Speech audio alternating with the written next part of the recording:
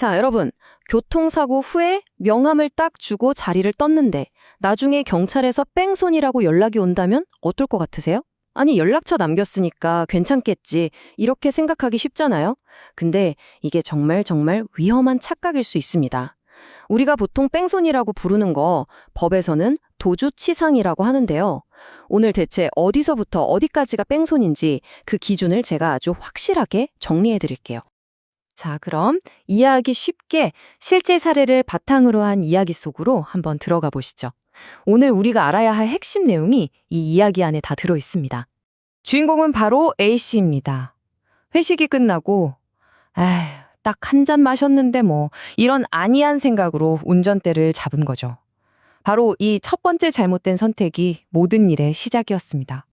아니나 다를까 교차로에서 결국 연쇄 추돌 사고를 내고 맙니다. 차에서 내려서 보니까 앞차 운전자 B씨가 목을 잡고 엄청 고통스러워하고 있는 거예요. 딱 봐도 상황이 심상치 않죠? 그런데 바로 그 순간 A씨 머릿속을 스치는 생각은 다친 B씨에 대한 걱정이 아니었습니다. 이러다 음주운전 걸리면 나 끝장인데 하는 자기 자신에 대한 두려움뿐이었죠. 그래서 A씨는 어떻게 했을까요? 급한 마음에 자기 명함 한 장을 B씨 차 와이퍼에 쓱 꽂아두고는 그냥 냅다 현장을 떠나버립니다. 속으로는 뭐 연락처 남겼으니 할 일은 다 한 거지? 이렇게 생각하면서 말이죠. 바로 이 부분입니다. 여러분은 어떻게 생각하세요? 과연 A씨 생각처럼 연락처만 남기면 정말 뺑소니가 아닐까요? 이 질문에 대한 정답을 지금부터 법조항과 실제 판례를 통해 아주 명확하게 알려드리겠습니다. 내 신원은 밝혔으니까 도망친 게 아니야.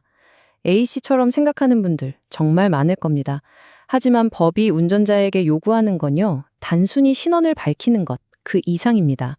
모든 교통사고의 기본이 되는 법이죠. 바로 도로교통법 제54조입니다. 여기에는 사고를 낸 운전자라면 반드시 해야만 하는 의무들이 아주 구체적으로 나와 있습니다. 자, 여기 보세요. 법이 운전자한테 이거 꼭 해야 돼 라고 정해놓은 의무가 4가지나 있습니다. 일단 바로 차를 세워야 하고요. 그리고 다친 사람이 있으면 구해야죠. 당연히 내 인적사항도 줘야 하고 경찰에도 신고해야 합니다. 근데 여기서 진짜 중요한 게 뭐냐면요. 이 4개 중에 하나만 골라서 하는 게 아니라는 거예요. 이걸 전부 다 해야 합니다. 전부 다. 우리 A씨는 어땠죠? 겨우 3번째 의무, 그것도 명함 한 장 툭 던져놓고 갔으니 제대로 한 게 아니죠. 그럼 법원에서는 이 의무들을 실제 재판에서 어떻게 보고 있을까요? 우리나라 최고법원인 대법원의 판결을 통해 도주라는 게 진짜 뭘 의미하는지 한번 살펴보겠습니다.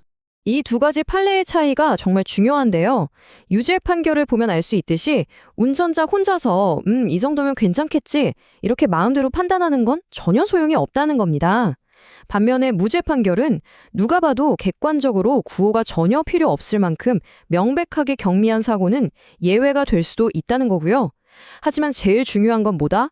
그 판단을 운전자 스스로 내리는 게 절대 아니라는 겁니다. 그리고 이 판결문이 도주의 의미를 가장 정확하게 보여줍니다. 핵심은 이거예요. 그냥 그 자리를 떠났다는 행동 자체가 뺑소니가 아니라는 거죠. 가장 중요한 피해자 구호 의무를 저버리고 명함처럼 불확실한 수단으로 사고 낸 사람이 누군지 바로 알 수 없게 만드는 그 모든 행위가 바로 법이 말하는 도주라는 겁니다. 아니, 왜 법원은 이렇게까지 엄격한 걸까요? 그 이유는 간단합니다. 교통사고 상황에서 법이 지키려는 가장 중요한 가치가 뭔지를 생각해보면 바로 답이 나옵니다. 생각해보세요. 명함을 남긴다는 건 결국 나중에 돈으로 다 보상해 줄게요. 이 말이잖아요? 하지만 법이 사고 운전자에게 요구하는 건 나중에 보상이 아니에요. 지금 당장의 구호입니다. 사람 목숨이 달린 골든타임 앞에서는 돈보다 구조가 무조건 먼저라는 거죠. 이 비유 정말 기가 막히지 않나요? 한번 상상해보세요. 누가 물에 빠져서 살려달라고 허우적대고 있어요. 근데 거기다 대고 명함을 휙 던지면서 나중에 제가 수영 강습비는 내줄게요 하는 거랑 똑같다는 거예요. 지금 당장 필요한 건 돈이 아니잖아요. 그냥 잡아줄 손, 그거 하나면 되는데 말이죠. 법이 지키려고 하는 것도 바로 이겁니다. 돈? 보상? 그건 나중 문제고 일단 눈앞에 있는 사람의 생명과 안전이 최우선이라는 거죠. 자, 지금까지 이야기한 내용들을 이 표로 깔끔하게 정리해 볼게요. 보시는 것처럼 다친 사람이 있는데도 명함만 주고 가버리는 건 명백한 뺑소니입니다. 뺑소니가 안 되려면 어떻게 해야 한다고요? 네, 119랑 경찰에 신고하고 피해자 구호하고 법이 정한 모든 의무를 다 해야만 합니다. 이제 법이 우리에게 뭘 요구하는지 확실히 아셨을 겁니다. 그렇다면 만약 실제로 사고가 났을 때 우리는 어떤 선택을 해야 할까요? 그 선택의 무게는 우리가 생각하는 것보다 훨씬 무겁습니다. 그냥 단순 접촉사고는 보험 처리하고 보상 좀 해주면 끝날 수 있어요. 하지만 뺑소니는 차원이 다른 이야기입니다. 그 잠깐의 잘못된 판단이 어떤 끔찍한 결과를 가져오는지 그 처벌 수위를 직접 한번 보세요. 뺑소니, 즉 도주치상 혐의가 인정되잖아요. 그럼 최소 500만 원에서 최대 3천만 원의 벌금을 내야 할 수도 있습니다. 근데 이게 벌금으로 끝나는 게 아닐 수도 있어요.